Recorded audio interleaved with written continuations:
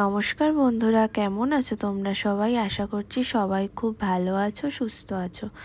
চলে এলাম আজকে আবারও একটা নতুন ভিডিও নিয়ে। আজকে রথ, তাই ভাবলাম আজকে সকাল থেকেই তোমাদের সাথে সারা দিনটা শেয়ার করব।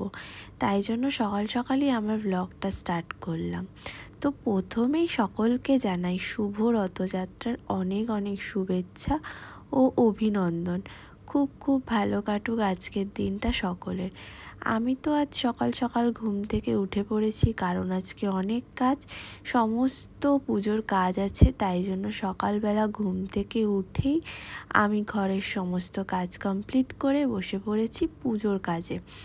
আমার প্রথমেই প্রধান কাজ ছিল আমার গোপু সোনাদেরকে রেডি করা, কারণ আজ তো গোপু সোনাদেরই দিন, তাই না? তাই জন্য আমি প্রথমেই আমার ছোটো গোপু সোনাকে রেডি করে নিয়েছি, আর তারপরে আমি আমার বড় গোপু সোনাকে রেডি করে নিয়েছি। দুজনকেই স্নান করিয়ে নতুন বস্ত্র পরিয়ে দুজনকেই সুন্দর করে সাজিয়ে দিয়েছি।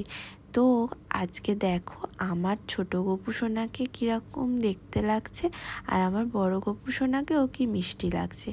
এই দেখো, এটা হলো আমার ছোটো গোপু সোনা, আর এই যে হলো আমার বড় গোপু সোনা। দুজনকেই কি মিষ্টি দেখতে লাগছে না আজকে? তো দুজনকেই সুন্দর করে সাজিয়ে তারপরে আমি বসে পড়েছিলাম পুরো সিংহাসনটা একটু সাজাবো বলে। আমার না এই সাজাতে সাজাতে মনে পড়ছিল ছোটোবেলার কথা। ছোটোবেলাটাই কত ভালো ছিল, তাই না? কি সুন্দর রথ সাজাতাম, তারপর রথ টানতাম বিকালবেলা, আর মেলায় গিয়ে সেই পাঁপড় ভাজা আর জিলিপি, উফ কি সুন্দর ছিল সেই দিনগুলো। কিন্তু আর কি করা যাবে, বড় হয়ে গেছি, সেই দিনগুলো তো আর ফেরত আসবে না, আর কষ্ট পেয়েও কোনো লাভ নেই। তো দেখো আজকে না আমাদের গাছে অনেক টগর ফুল ফুটেছিল আর শিউলি ফুল ফুটেছিল, সেইগুলোকে দিয়ে ভাবলাম সমস্ত সিংহাসনটা সাজিয়ে চলে এলাম এই ভোগের রান্নাবান্না হচ্ছিল সেখানে। তো আজকে স্পেশালি গোপু সোনার জন্য হয়েছিল লুচি, আলুর দম, পোলাও, ছানার কোপ্তা আর পায়েস। তো আজকে সমস্ত রান্না বান্না করেছিল মা, আর পোলাওটা বানিয়েছিল দিদি। তো এখানে মা রান্না বান্না করছিল, তো আমিও একটু চলে এসেছিলাম মাকে সাহায্য করতে, ওই আর কি। সেরকম কিছু সাহায্য করতে পারিনি রান্নার কাজে, তাও ওই একটু আধটু করেছিলাম আর কি।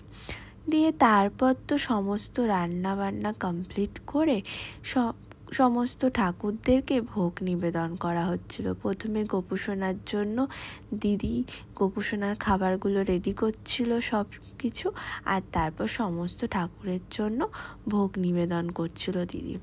তো এই দেখো গোপু সোনার জন্য এখানে দিদি সমস্ত খাবার দাবার রেডি করছে, আর সমস্ত কাজকর্ম সেরে ঠাকুরকে পুজো দিয়ে তারপরে আমরা দুপুরবেলার খাওয়া দাওয়া কমপ্লিট করে নিয়েছিলাম।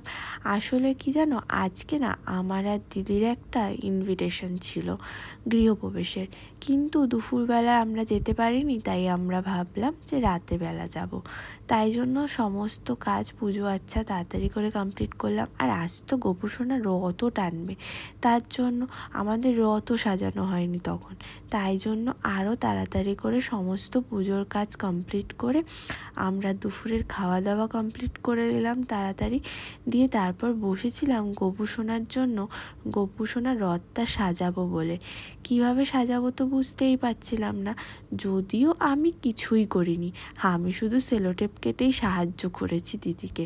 পুরো রথটাই সুন্দর করে ডেকোরেশন করেছিল দিদি। তো গোপু সোনার রথ সাজানোটা কেমন হয়েছে সেটাও কিন্তু তোমরা অবশ্যই জানাবে। এই দেখো গোপু সোনার রথটা কি সুন্দর করে সাজিয়েছে, তাই না? দেখো দিদি। তো আমরা সমস্ত রথ সাজিয়ে তারপর তো বেরিয়ে পড়েছিলাম গোপু সোনাকে নিয়ে একটু রথ টানতে। এবছর গোপু সোনা প্রথমবার রথ টানবে, তাই জন্য এই দেখো গোপু সোনা কি সুন্দর রথ টেনে অনেকটা গেছিলো জানো, আর কি সুন্দর করে রথটা টানছিল দেখো গোপু সোনা, কি ভালো দেখতে লাগছিল না? তো গোপু সোনার রথ সাজানোটা কেমন হয়েছে তোমরা কিন্তু জানাবে, অবশ্যই কমেন্ট করবে কেমন। তো গোপু সোনাকে রথ টানলো। তারপর তো আমি আর দিদি মিলে চলে গেছিলাম, গিফট কেনার ছিল। যেহেতু আমাদের গৃহপ্রবেশে যেতে হবে, নেমন্তন্নটা যেতে হবে, তাই আমাদের গিফট কেনা হয়নি। তাই রথ টেনে আমরা বাড়ি গিয়ে আবার রেডি হয়ে বেরিয়ে পড়েছিলাম গিফটের দোকানে যাব বলে। সেখান থেকে গিফট কিনে আমরা ডাইরেক্ট চলে গেছিলাম সেই ইনভিটেশনে। তো আজকের ভিডিওটা তোমাদের কেমন লাগলো অবশ্যই জানিও। ভালো লাগলে লাইক করো, আর সবাই খুব সুস্থ থেকো, ভালো থেকো। দেখা হচ্ছে আবার কোনো নতুন ভিডিওতে। সবাইকে টাটা।